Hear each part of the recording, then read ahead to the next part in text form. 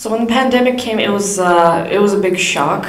It was something very unexpected. It was something nobody even was thinking could ever happen to them.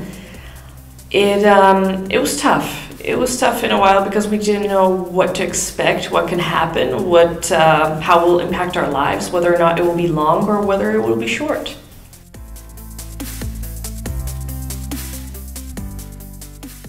The main concern was basically the partnerships between the host Erasmus, that was our housing, and between other countries, other partnerships.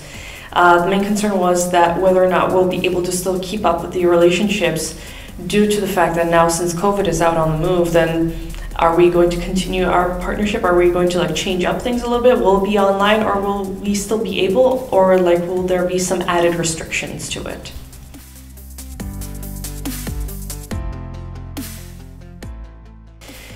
Some of the challenges was whether or not you can actually fulfill the traveling.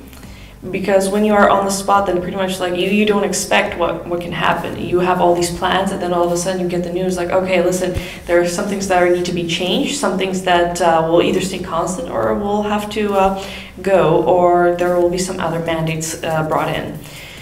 Sometimes it's flexible, sometimes it takes, patience is a virtue, they say. It takes time in order to have some of the information down so that there's no misinformation pollution, and so that people can also keep calm, because usually when there's something like the pandemic, when you hear that kind of motto, panic pretty much starts out very quickly.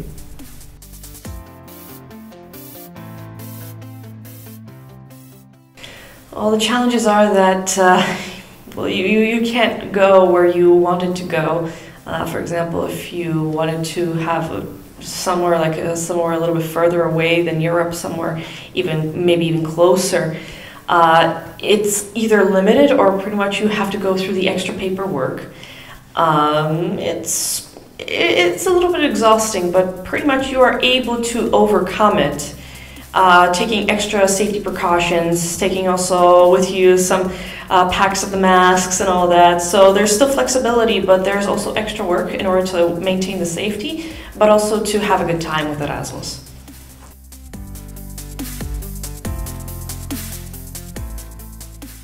I think the challenges were more within than without, because when the pandemic hit, then everything was on lockdown.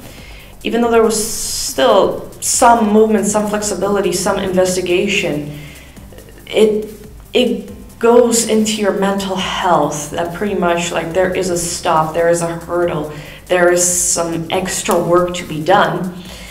But other than that, we were still able to keep up the optimistic thinking that one day the borders will be open, that one day we'll be able to explore even further.